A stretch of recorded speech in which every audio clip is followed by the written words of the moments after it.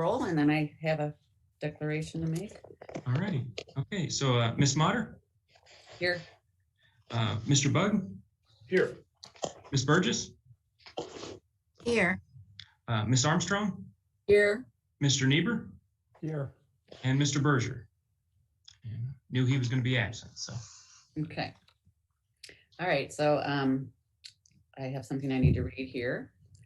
The governor has issued a disaster declaration related to the public health concerns caused by the statewide COVID-19 pandemic. As chair of the Historic Preservation Commission, I've determined that an in-person meeting is prudent because of the risk of exposure to the COVID-19 virus stemming from an indoor gathering, and that a remote meeting is in the best interest of health, safety, and welfare of the commission staff and general public. Okay, we can move forward. First item on the agenda is the approval of the January 12th meeting minutes. I need a motion to approve those. I move to approve. I second. Nancy. you. Oh, yeah. Any changes or comments regarding those minutes? All right, then let's vote to approve. Taylor, will you call the roll, please? Sure. Mr. Bug? Aye. Ms. Burgess? Aye. Ms. Armstrong? Aye. Mr. Niebuhr? Aye. And Ms. Motter? Aye. Okay. Next agenda item, is the certificate of appropriateness for the window replacements at 13 Broadway Place. I need a motion to approve, please. I move that we approve CA-21-05-06 for window replacement in the Socorro household on 13 Broadway Place. I'll second. Okay, thank you. And we have Jim here, Jim Socorro here. So hopefully everybody's been able to read their the items on this regarding this. But Jim, why don't we give you an opportunity to talk a little bit about what you plan to do here? Well, after we moved into the home here about 17 years ago, and we had wonderful aluminum windows that almost opened and closed, and other storm windows which were from the 40s, it looks like 40s or 50s. I grew up in the 40s and 50s. And we said, well, they're fine, they'll work, until we started to get ice and moisture inside the windows, and it started to destroy part of the woodwork. And no matter what we did to it, it seemed to reoccur. So we decided this year to just take whatever my retirement monies have been and put it into the household, knowing we probably aren't going to get our money's worth out of it. But as long as we stay here, we'll be comfortable, and we'll have, I think, something that'll add to the neighborhood very nicely. Mm-hmm. We're using to replace the windows, and they have assured us that they will follow all the specs, not only of the actual replacement of the windows, but in accordance with the Historic Commission's requirements. Mm-hmm. Okay, I have a question. So you said some of the windows are metal, and are you talking about the storm windows or the actual windows? They're storm windows. The inside storm windows are glass, and the storm, it's a combination storm and screen and window on the outside. So they would replace it all the way to the inside of the house here, basically. Mm-hmm. And I'll add for you, Ann and commissioners here too, that Mr. Sikora's contractor is on the call here too. So he may be able to speak to the specs a bit more too. Andrew? Yeah. Okay. So commission members, what questions do you have for Jim or the contractor? Contractors. So just to clarify, oh, sorry, just to clarify, I think if I understood this correctly when I read it, that we were replacing all windows with the exception of the stained glass windows, Right. and they would be replaced with a wood, I think it was composite, that would have exterior and interior raised muttons. And then you were going to be replacing your center window in the front of your house that has a diamond pattern with a custom done window, once again, with some sort of wood or wood composite trim. Is that correct? Yes. Alex, you want to speak to that? Yeah, I'm here. So, hi, I'm Alex with Renewal by Anderson. We met last September 8th. We're the same company that did the work for Chip Bone. So it's a similar installation as Chip's. Obviously, some of the grill patterns, like that diamond grill pattern, are a little different than what Chip had. But for the most part, it's the same window, same material, same installation process. The only difference here is we are doing a wood interior, and we will paint it to match the current paint that's on the inside. I know that's not a big thing for the preservation committee, but it's basically matching like for like. So you are actually building a window with a diamond pattern in it? Correct. Yeah, it'll be a custom-made grill to match the specs of the current one.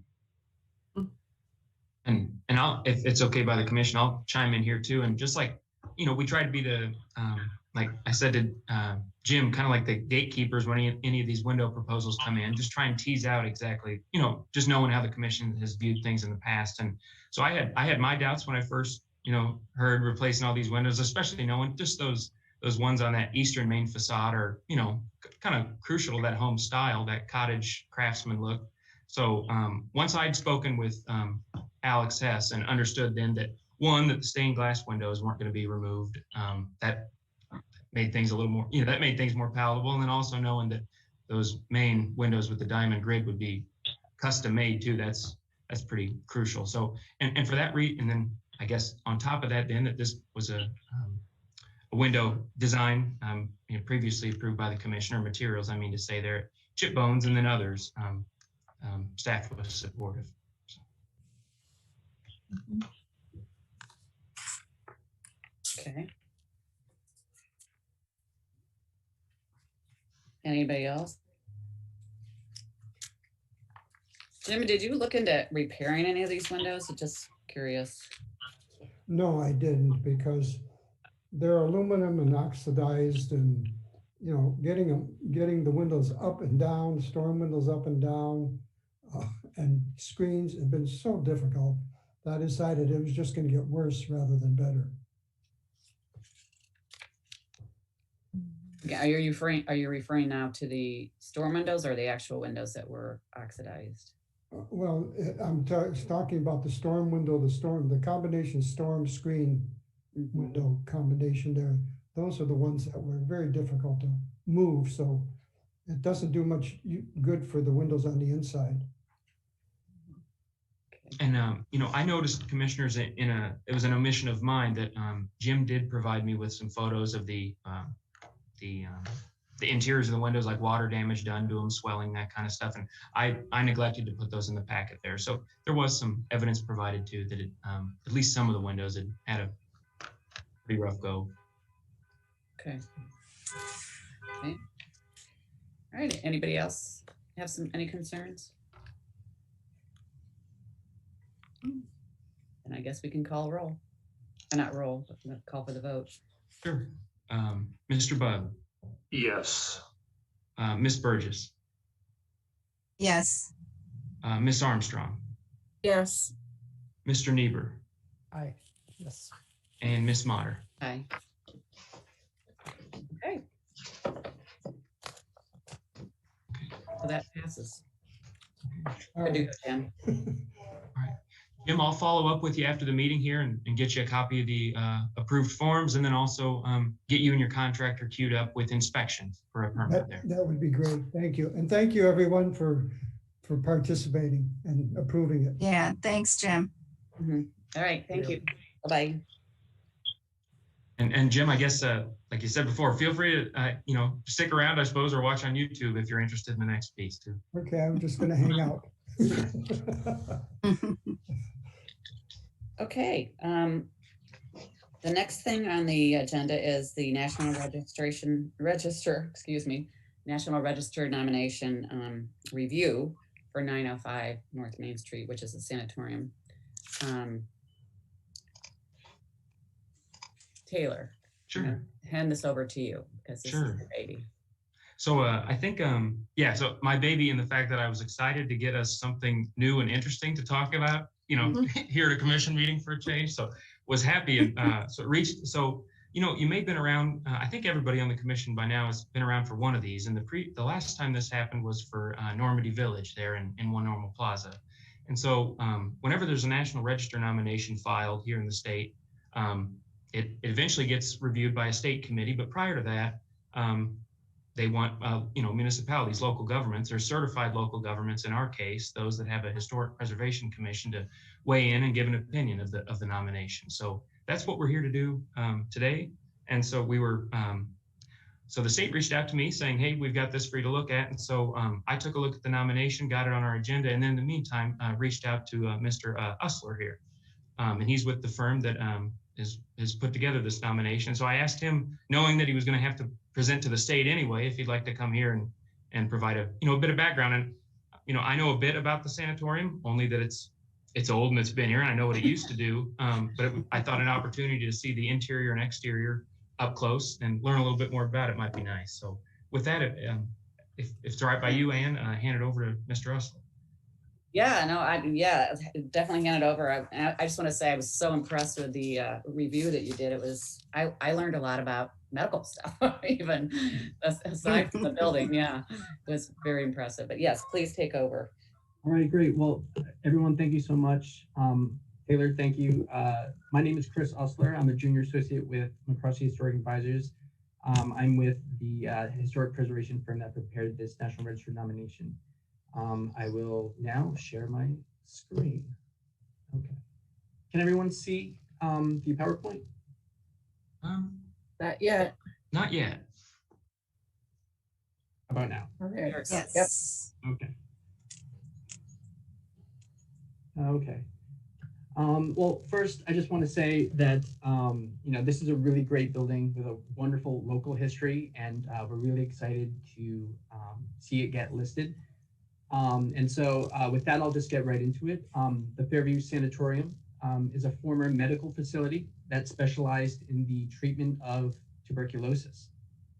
The building is located at 905 North Main Street, north of downtown Normal, Illinois.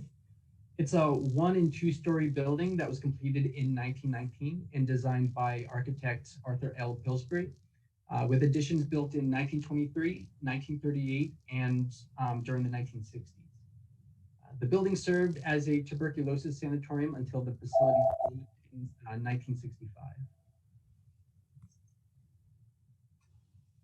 Fairview Sanatorium is locally significant under National Register Criterion A in the area of health and medicine. The site consists of one contributing building, which is the sanatorium. The building exemplifies the significant history of the methods developed for the treatment of tuberculosis, which was an extremely deadly communicable disease for which there was no cure until after World War II. Fairview was a critical component in McLean County's health system during the first half of the 20th century. During this time, the treatment of tuberculosis became increasingly effective due to advances in the procedures for both the identification and improvement of infected patients. Death rates from the disease decreased as the treatment of tuberculosis improved, eventually culminating in the discovery of a successful antibacterial medication in the 1950s. As a result, the number of patients grew fewer and fewer, and the Fairview Sanatorium was closed in 1965. The McLean County Health Department began operating out of the building in the 1970s, and they remained there until the late 1990s. The building was later used for record storage and has recently sat vacant. The period of The period of significance for Fairview Sanatorium spans from 1919, the year it was constructed, to the facility's closure in 1965. As identified here by the red dot on the map, Fairview Sanatorium is located in McLean County at the north end of the town of Normal. The former sanatorium building is situated on a 1.5 acre landscaped site at 905 North Main Street, which is also known as Highway 51. The building is identified here by the red dot, and the site is highlighted by the yellow dashed line. The building is surrounded by residential blocks to the east, a commercial district to the north and south along Main Street. Fairview Park is to the south and west, and the Weebring Golf Club golf course is located just a little bit further to the west. The 1.5 acre site is actually a small portion of the original multi-acre sanatorium grounds. The original grounds were gradually redeveloped beginning in the 1970s with the construction of the McLean County Nursing Home to the northeast of the sanatorium building. The multi-acre grounds of the Fairview Sanatorium were open and surrounded by farmland during the early 1900s. At the time, tuberculosis was the primary cause of death in the United States and around the world. Some estimates suggest that tuberculosis killed around 1 in 7 of all people who had ever lived in the world by the beginning of the 19th century. The disease was difficult to trace because symptoms could appear weeks or years after infection, and a variety of potential triggers were proposed, ranging from poor diet to polluted air. Consequently, without a means to identify a clear source of the disease, the best treatment was to isolate the sick patients in order to prevent the spread of the disease. To provide this treatment, sanatoria opened across the country during the late 19th century, and they were typically located away from urban centers in open areas with abundant curative sunlight and fresh air. And the Fairview Sanatorium site met these requirements. It's outside of Normal, Illinois. It had a gentle rolling landscape with a high ridge where the sanatorium building could have exposure to breezes. The building was also designed facing southeast to allow direct sunlight into all rooms. Throughout the early 1900s, the annual tuberculosis mortality rate in McLean County was over 100, with 137 deaths occurring in 1908. The following year, the Illinois Public Tuberculosis Sanitarium Law was passed by the state, and this law permitted municipalities to establish and maintain hospitals to care for tuberculosis patients. But it was in 1910, though, that this law was expanded to allow counties to open public sanitaria. During the 1910s, the McLean County Anti-Tuberculosis Society served as an incredibly important supporter of the effort to establish a county sanatorium. One of its principal members was Florence Pfeiffer Bohr, who was instrumental in both assessing locations and designs for the county sanatorium, and organizing a county-wide effort to educate the public on tuberculosis. The public overwhelmingly voted in favor of the sanatorium in 1916, largely due in part to Ms. Bohr's advocacy. And the public and the planning for the facility began immediately following that public vote. Bloomington architect Arthur L. Pillsbury was selected to design the sanatorium. Construction of the building cost $100,000 and began in 1918. When Fairview Sanatorium was dedicated in August 1919, it became the second county sanatorium to open in Illinois. Cook County's Oak Forest Hospital opened in 1912. Fairview became McLean County's primary means for educating the public on how to safeguard against tuberculosis, and it served as a center for the detection and study of the spread of the disease in the county. It primarily served as a rehabilitation center, but was not equipped for major surgical procedures. Patients that were deemed in need of invasive surgery were sent to larger sanatoria in the state, but then returned to Fairview for continued treatment. Nearly 1,500 patients were examined at Fairview in the first 4 years of the sanatorium's opening.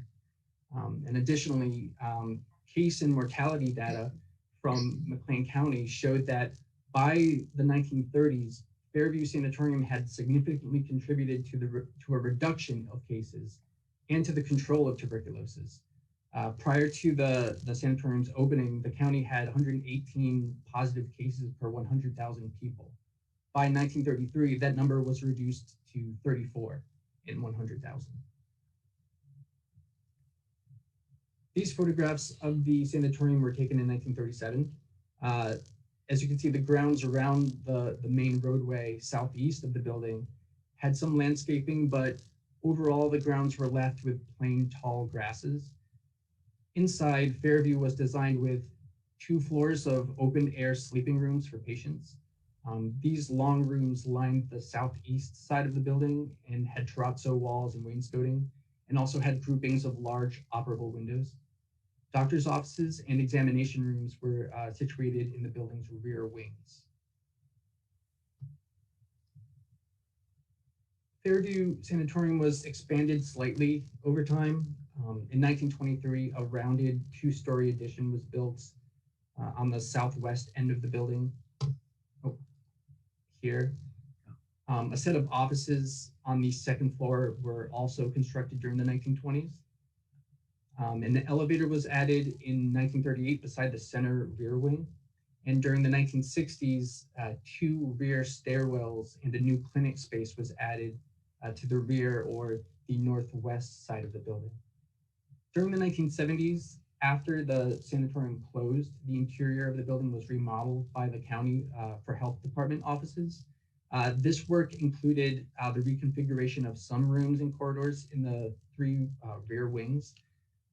In addition, the 2 levels of sleeping rooms on the northeast end of the building were subdivided into offices, while the sleeping rooms on the southwest end of the building were enlarged and combined with adjoining corridors.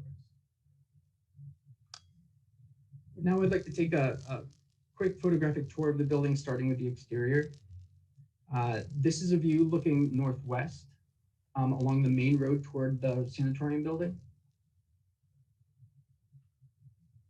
This view is of the southeast primary elevation looking north.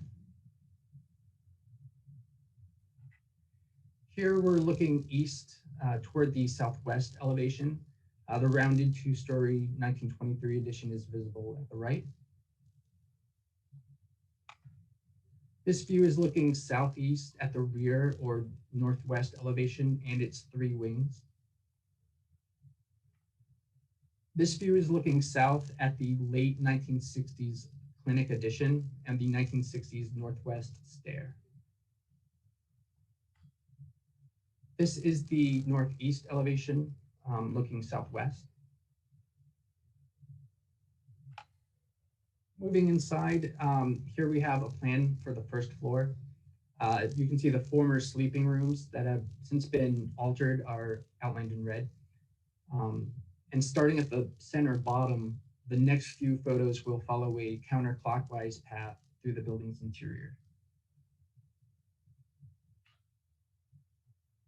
So here we have the main entrance and lobby space. This is a detail of an original fireplace that's in the lobby. This is a main corridor looking south toward the lobby. The partitioned former northeast sleeping room is on the left.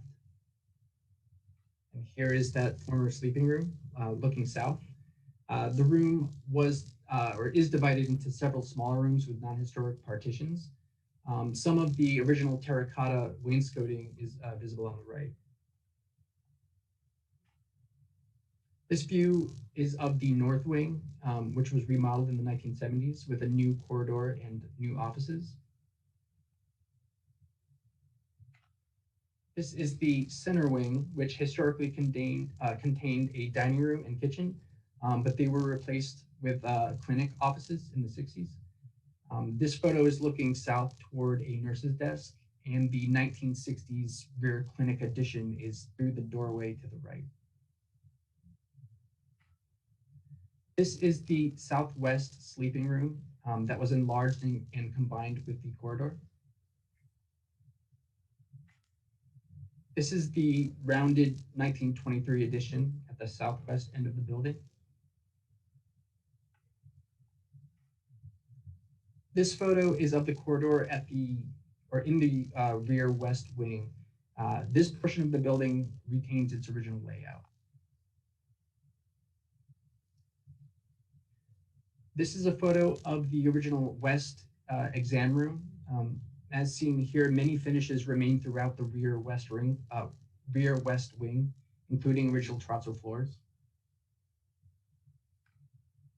Here we can see built-in cabinets and Tennessee marble cladding that still remain in other rooms.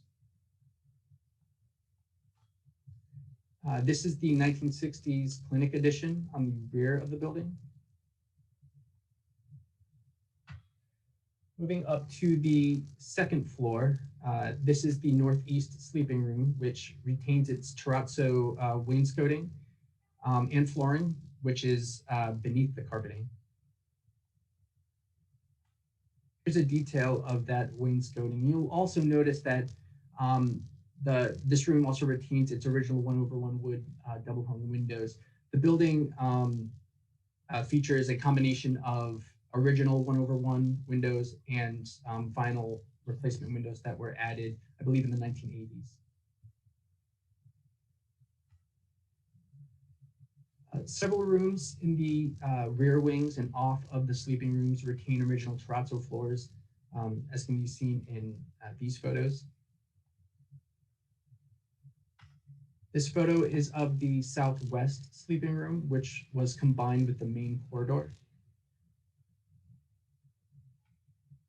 And lastly, Fairview contains one main central stair and stairs in each of the 3 rear wings.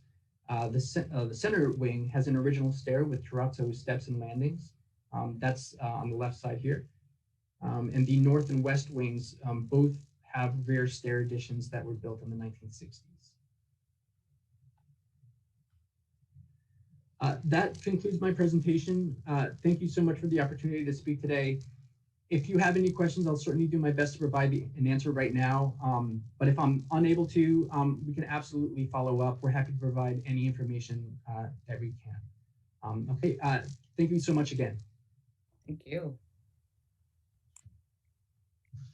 Yeah, thank you, Chris. And you know, one of my questions would be, and maybe this is more. Doing on a research, very impressive. Sorry, I had a lag. I'm sorry for talking over you, Ian. That's okay. Go ahead.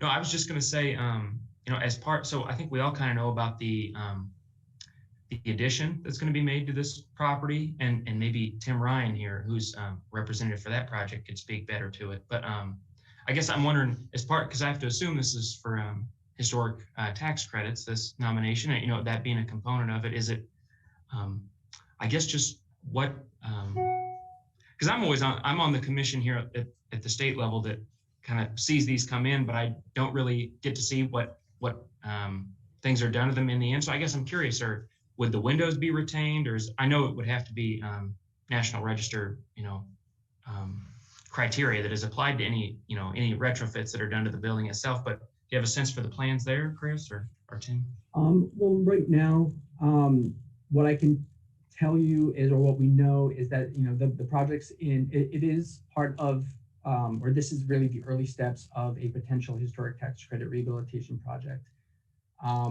The project is in very early steps. I don't believe that really any of the design work has started yet. The building is looking to be rehabilitated and converted into residential use. But in terms of specific design elements, like you said, the replacement of windows, things like that, I don't think we have a firm or concrete sort of idea as to exactly what is going to happen with the building.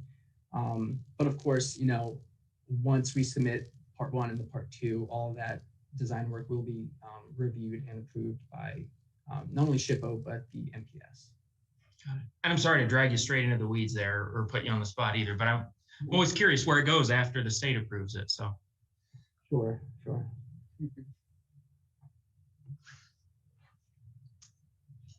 So what do we know about the plans for the building? So we know that it will be, or potentially it's going to be converted into residential units. I believe senior apartments. But currently that's really it right now.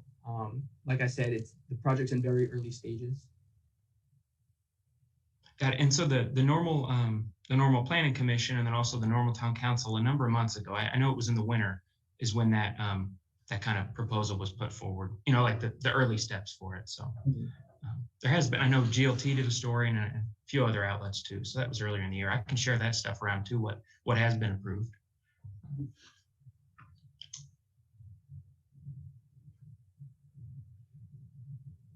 So the building will be,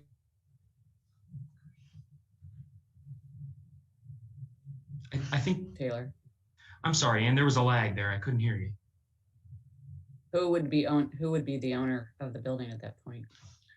I don't know exactly how that's being, I don't want to speak to that exactly. I'm not sure. And Tim, if you're on here and can hear, you can chime in as well. You can speak to it better than I can. I know currently it's at least the property's owned by the county still. So I know there's some arrangement to be reached there. So, and I think Tim just jumped off. He's with, yeah. I can speak to that briefly. Yeah. So yeah, the building is still currently owned by the county.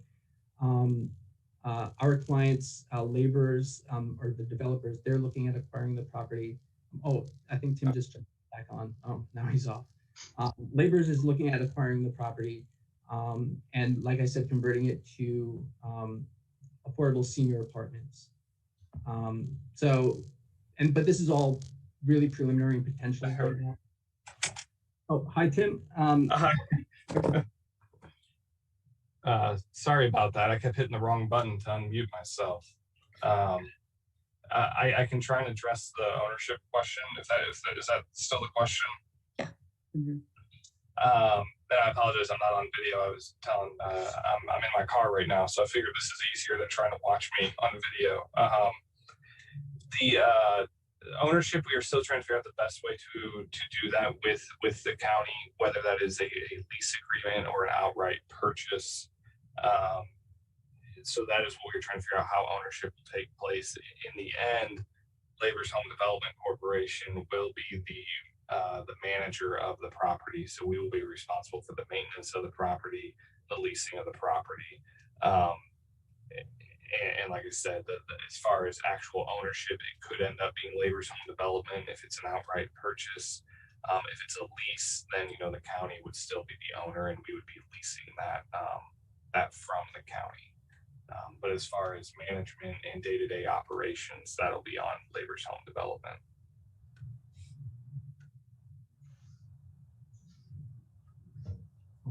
well, what a cool building to be putting back to use and maintaining too. So just a great project. And thank you, Chris, for sharing all that. That was, yeah. You've got a fun job. Mm-hmm. Yeah, definitely. I know it. Thank you all so much again. It was my pleasure to speak here today. Feel free to reach out. Let me know. We're happy to provide any other information that we can. Thank you. Thanks.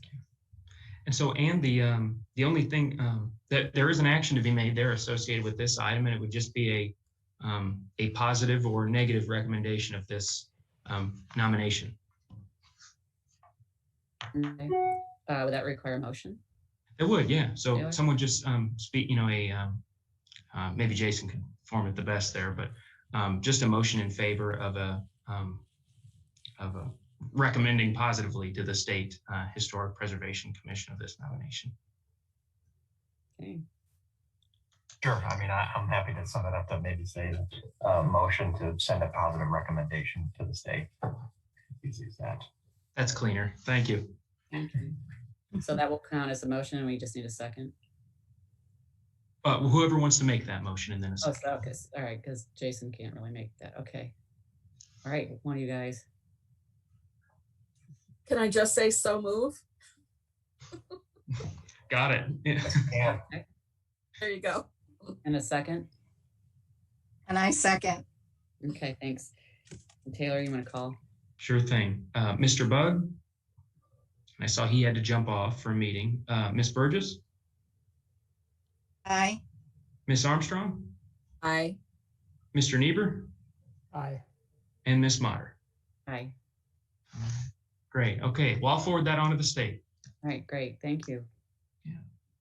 Thank you very much, all. Yeah, thanks for all your Thank you, work. Chris. Thank you. And thank you, Tim, for joining as well. Okay. Do we have any other business, Taylor? Only other business to note there is that Commission Member Berger, Zach, he's having to step down. I think it's just a personal decision he had to make. So that does mean then that we have 2 vacancies. So it's pretty dangerous when it comes to having a quorum month to month. So we're going to try to work quickly to get that position filled. So if you could, anyone watching on YouTube or anyone here as well, this 2 seats available right now. One of them just needs to be the one that Zach was filling with someone with a background in real estate. So doesn't necessarily have to don't have to live in a historic home, don't have to specifically only work in historic property. The sale, the real estate listing of historic homes, but some degree of background in historic home sales and whatnot.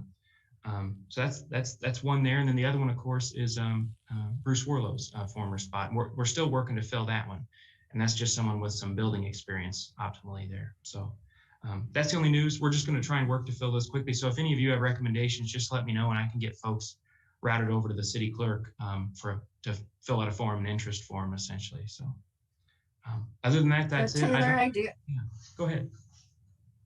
I have a question. So, like, what building criteria or experience does one need to have? I know Bruce was a contractor.